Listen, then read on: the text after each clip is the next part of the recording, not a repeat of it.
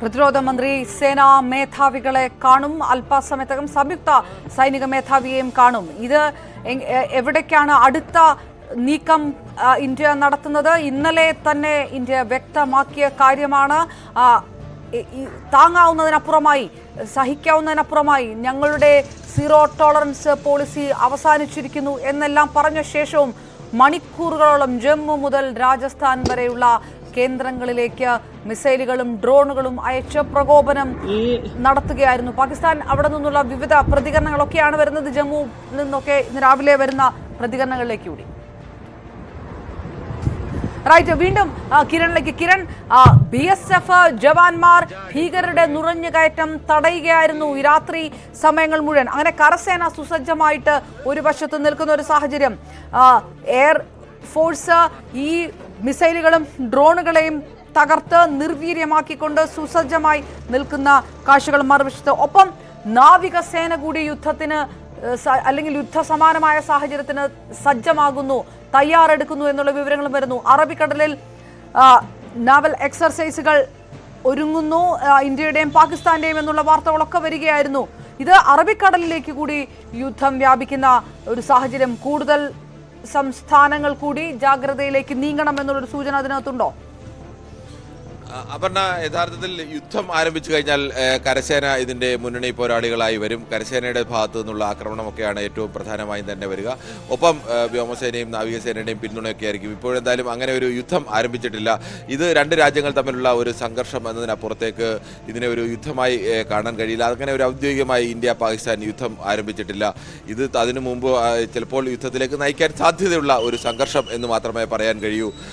കരസേനയുടെ ഭാഗത്തു നിന്ന് ഇപ്പോൾ പ്രധാനമായും ഇന്ത്യയിലേക്കുള്ള BSFന്റെ ഒക്കെ ഇന്ത്യയിലേക്കുള്ള നുഴഞ്ഞുകയറ്റത്തിനുള്ള വ്യാപകമായ ശ്രമങ്ങൾ നടക്കുന്നുണ്ട്. അത് ഇപ്പോൾ മാത്രമല്ല, എല്ലാ ഘട്ടത്തിലും നടക്കുന്നത് തന്നെയാണ് അത്തരത്തിലുള്ള നുഴഞ്ഞുകയറ്റ ശ്രമങ്ങൾ. അതിന് ഇന്നലെ രാത്രിയിലും അങ്ങനെ നുഴഞ്ഞുകയറ്റ ശ്രമം ഉണ്ടായതിനെ തടയുകയും ചില ഭീകരവാദികളെയൊക്കെ കൊലപ്പെടുത്താനും ഒക്കെ BSFന് കഴിഞ്ഞിട്ടുണ്ട്. അത്തരം ഇന്ത്യ പാക് അതിർത്തിയിൽ പല സ്ഥലങ്ങളിൽ നിന്നും ഈ പാകിസ്ഥാനിൽ നിന്ന് നമ്മൾ കഴിഞ്ഞ ദിവസമൊക്കെ നശിപ്പിച്ച 9 കേന്ദ്രങ്ങൾ എന്ന് പറയുമ്പോൾ അവിടെ 15 ഏക്കറും 20 ഏക്കറും ഒക്കെ വരുന്ന പരിശീലന കേന്ദ്രങ്ങൾ എന്ന് പറയുമ്പോൾ അവിടെയൊക്കെ പരിശീലിച്ചിറങ്ങുന്ന ആയിരക്കണക്കിന് ഭീകരവാദികളുണ്ട്. ഈ ഭീകരവാദികൾ 90% ഒറ്റ ലക്ഷ്യത്തിന് വേണ്ടിയാണ് ഇന്ത്യയിലേക്ക് കടത്തിവിടുക, ഇന്ത്യയിൽ സ്ഫോടനം ഉണ്ടാക്കുക, അല്ലെങ്കിൽ ഇന്ത്യയിൽ ഏതെങ്കിലും തരത്തിൽ ആക്രമണം നടത്തുക. ഈ ഒറ്റ ലക്ഷ്യത്തിന് വേണ്ടി മാത്രം പരിശീലിപ്പിച്ച് തയ്യാറാക്കി നിർത്തിയിരിക്കുന്നവരാണ്. ഏകദേശം അനൌദ്യോഗിക കണക്കനുസരിച്ച് 1/4 ലക്ഷത്തോളം വരും ഇവരുടെ പരിശീലനം നേടിയ, ആയുധ പരിശീലനം നേടിയ തീവ്രവാദികൾ, ഭീകരവാദികൾ എന്നതാണ് കണക്ക്. ഈ 3 പ്രധാനപ്പെട്ട തീവ്രവാദ സംഘടനകളുടെയും പരിശീലനം നേടിയവരുടെ എണ്ണം. അപ്പോൾ ഇവരെയൊക്കെ ഇന്ത്യയിലേക്ക് പല ഘട്ടത്തിലും കടത്തിവിടാൻ ശ്രമിക്കാറുണ്ട്. അത് എപ്പോഴും BSFന്റെ ഭാഗത്ത് നിന്ന് അവരൊക്കെ തടയാറുണ്ട്. അത്യപൂർവമായി ചിലർ അത്തരം ദൗത്യങ്ങളിൽ വിജയിക്കാറുമുണ്ട്. അങ്ങനെ ദൗത്യത്തിൽ വിജയിച്ച ചില ആളുകളൊക്കെയാണ് ഇന്ത്യയിൽ വന്ന് പഹൽഗാമിൽ അടക്കം ആക്രമണം നടത്തിയത്. ഇതിനുവേണ്ടി മാത്രം ജീവിതം ഒഴിഞ്ഞു വെച്ച, അല്ലെങ്കിൽ ഈ ഒറ്റ ലക്ഷ്യത്തിൽ മാത്രം നിൽക്കുന്ന ആളുകളാണ് അപ്പുറത്തുള്ളത്. ഇന്ത്യൻ സേനയുടെ നിരന്തരമായ ഇടപെടൽ കൊണ്ടാണ് അതിൽ 99% അതിനെ തകർത്ത് അതിർത്തിക്ക് അപ്പുറത്ത് വെച്ച് തന്നെ അവരെ കൊലപ്പെടുത്താനോ അല്ലെങ്കിൽ അവരെ തടഞ്ഞു നിർത്താനോ ഒക്കെ പൂർണ്ണമായും കഴിയുന്നത്. അത്തരം ശ്രമങ്ങൾ ഒരു ഭാഗത്ത് നടക്കുകയാണ്. ഇനി ഇതൊരു യുദ്ധത്തിലേക്ക് നീങ്ങുകയാണെങ്കിലാണ് അതിർത്തിയിലെ ഈ മുഖങ്ങളിലേക്കെല്ലാം കരസേന എത്തുകയും കരയിൽ നിന്നുള്ള ആക്രമണം ആരംഭിക്കുകയും അത്തരമൊരു യുദ്ധത്തിലേക്കൊക്കെ നീങ്ങുന്നത്. ഇപ്പോഴും ഇന്ത്യയുടെ പ്രതീക്ഷ പാകിസ്ഥാൻ അത്തരമൊരു സാഹസത്തിന് മുതിരില്ല എന്ന് തന്നെയാണ്. അത്തരമൊരു സാഹസത്തിന് പാകിസ്ഥാൻ മുതിരാൻ പറ്റുന്ന ഒരു ആഭ്യന്തര സാഹചര്യം കൂടി പാകിസ്ഥാനിൽ ഇല്ല എന്നതും പ്രധാനമാണ്. പാകിസ്ഥാനിലെ സേനയുടെ തലപ്പത്ത് യുദ്ധം തുടങ്ങുന്നതിന് മുമ്പ് ചെറിയൊരു സംഘർഷം ഉണ്ടായപ്പോൾ തന്നെ സേനാ തലപ്പത്ത് തന്നെ വലിയ പൊട്ടിത്തെറി ഉണ്ടാകുന്നു. സേനാ തലവനെ അസീം മുനീറിനെ തടവിലാക്കിയെന്നും അറസ്റ്റ് ചെയ്തിരിക്കുന്നു എന്നും ഒക്കെ പറയുന്നു. എന്തായാലും അസീം മുനീർ അല്ല ഇപ്പോൾ പാക് സേനയുടെ തലവനായിരിക്കുന്നത് എന്നത് പ്രധാനമാണ്. യുദ്ധമുഖത്ത് നിൽക്കുമ്പോൾ, അല്ലെങ്കിൽ ഏറ്റവും സംഘർഷഭരിതമായ ഒരു രംഗത്ത് നിൽക്കുമ്പോൾ സേനയുടെ തലവനെ മാറ്റുക എന്നൊക്കെ പറഞ്ഞാൽ ആ സേന എത്രത്തോളം ആഭ്യന്തരമായി കലഹത്തിൽപ്പെടുന്നു, ആഭ്യന്തരമായി ദുർബലമാണ് എന്നതിൻ്റെ തെളിവ് കൂടിയാണ്. അത്തരം മാറ്റങ്ങൾ അവിടെ ഉണ്ടാകുന്നു. ഒപ്പം തന്നെ മറ്റൊരു ഭാഗത്ത് ബലൂചിസ്ഥാൻ ലിബറേഷൻ ആർമി ബലൂജ് സംസ്ഥാനം ബ്രസീലിൽ പ്രത്യേക ഒരു രാജ്യമാക്കി മാറ്റാൻ വേണ്ടിയുള്ള കൊറ്റ കേന്ദ്രീകരിച്ച് അവരുടെ തലസ്ഥാനമായ കൊറ്റ പുഴയുടെ നിയന്ത്രണം പൂർണ്ണമായും BLA ഏറ്റെടുത്തു എന്ന് അവകാശപ്പെടുന്നുണ്ട്. അവിടുത്തെ പ്രധാനപ്പെട്ട സൈനിക പോസ്റ്റുകൾക്ക് നേരെ ഇന്നലെ രാത്രി വലിയ ആക്രമണം ഉണ്ടായിരുന്നു. സൈനികർ അവിടെ നിന്ന് പിൻവാങ്ങിയെന്നാണ് BLA അവകാശപ്പെടുന്നത്. എന്തായാലും അവിടുത്തെ പ്രധാനപ്പെട്ട ചില പോസ്റ്റുകളുടെയൊക്കെ ചിത്രങ്ങൾ പുറത്തു വരുന്നുണ്ട്. ആ ചിത്രങ്ങളനുസരിച്ച് അവിടെ സൈനികർ പൂർണ്ണമായും അവിടെ നിന്ന് പിൻവാങ്ങിയിരിക്കുന്നു. അത് പൂർണ്ണമായും കൊറ്റയുടെ നിയന്ത്രണം BLA ഏറ്റെടുത്താണോ, താൽക്കാലികമായി സൈന്യം പിൻവാങ്ങിയെങ്കിലും സൈന്യത്തിന്റെ ഭാഗത്തു നിന്ന് വീണ്ടും തിരിച്ചടി ഉണ്ടാകുമോ എന്നൊക്കെ ഇനി വരുന്ന മണിക്കൂറുകളിൽ നമ്മൾ തിരിച്ചറിയേണ്ട ഒന്നാണ്. എന്തായാലും ഈ ഒരു ഭാഗത്ത് ഇന്ത്യക്കെതിരെ അവർ യുദ്ധത്തിന് ഒപ്പുകൂട്ടുമ്പോൾ മറുഭാഗത്ത് BLA ഈ അവസരം നോക്കി അതിശക്തമായി പാകിസ്ഥാൻ ആർമിക്കെതിരെ പാകിസ്ഥാൻ സേനയ്ക്കെതിരെ ആക്രമണം നടത്തിക്കൊണ്ടിരിക്കുകയാണ്. അവർ പ്രധാനമായും ഉന്നയിക്കുന്നത് എങ്ങനെയാണ് പാകിസ്ഥാൻ ഈ കശ്മീരിന് മേൽ അവകാശവാദം ഉന്നയിക്കുകയും അല്ലെങ്കിൽ കശ്മീരിനെ ഇന്ത്യയുടെ ഭാഗമല്ല എന്നൊക്കെ വാദം ഉന്നയിക്കുന്നത് പാകിസ്ഥാനുള്ളിൽ തന്നെ ബലൂചിസ്ഥാൻ ലിബറേഷൻ ആർമിയുടെ ആളുകൾ ബലൂചിസ്ഥാനിലെ വലിയൊരു ഭാഗം ജനങ്ങളൊക്കെ ബലൂചിസ്ഥാൻ പാകിസ്ഥാനിൽ നിന്ന് വിട്ടുപോകണം അല്ലെങ്കിൽ സ്വതന്ത്രമായ രാജ്യമാകണം എന്നൊക്കെ ആഗ്രഹിക്കുന്ന ആളുകളൊക്കെ ഉണ്ട്.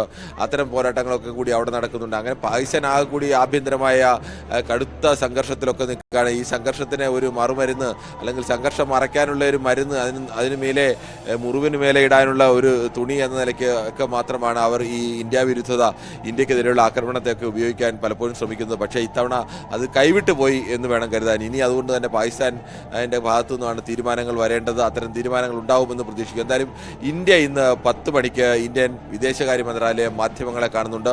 മാധ്യമങ്ങളെ കാണുക എന്ന് പറഞ്ഞാൽ ഓരോ ദിവസവും മാധ്യമങ്ങളെ കാണുമ്പോൾ ഇന്ത്യ ലോകത്തിന് നൽകുന്ന സന്ദേശമായിരുന്നു. ആദ്യ ദിവസം അവിടെ ആക്രമണം നടത്തിയ ശേഷം ഇന്ത്യ മാധ്യമങ്ങളെ കണ്ടപ്പോൾ 2 കരസേനയിലെയും വ്യോമസേനയിലെയും 2 വനിതാ ഓഫീസർമാർ കൂടി ഈ വാർത്താ സമ്മേളനത്തിൽ വിക്രം മിശ്രയ്ക്ക് ഒപ്പമുണ്ടായിരുന്നു. സോഫിയ ഖുറേഷിയും അതോടൊപ്പം തന്നെ വ്യോമിക സിംഗും. കരസേനയുടെ മേധാവിയോ അല്ലെങ്കിൽ വ്യോമസേന മേധാവിയോ അല്ലെങ്കിൽ മേധാവിക്ക് തൊട്ടടുത്ത് നിൽക്കുന്ന ഓഫീസർ റാങ്കിൽ വരുമ്പോൾ 5ാമതോ 6ാമതോ വരുന്ന 2 ഈ ഓപ്പറേഷനിലൊക്കെ നേരിട്ട് പങ്കെടുക്കുന്ന 2 സ്ത്രീകളെയാണ് 2 യുവതികളെയാണ് ഇന്ത്യ നിർത്തിയത്. അത് ലോകത്തിന് നൽകുന്ന ഒരു സന്ദേശം കൂടിയായിരുന്നു.